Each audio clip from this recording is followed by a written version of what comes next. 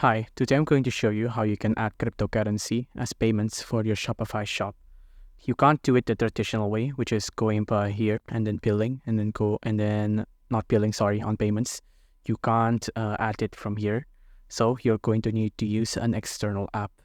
The full list can be found here on this Shopify website, help.shopify.com, manual payments, additional payment methods /cryptocurrency.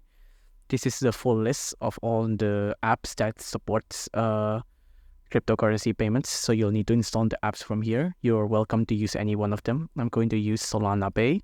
Click on that and then scroll down and then press install the app. I'm going to close out all of this. I'm going to press install. Wait for it to load. And then install.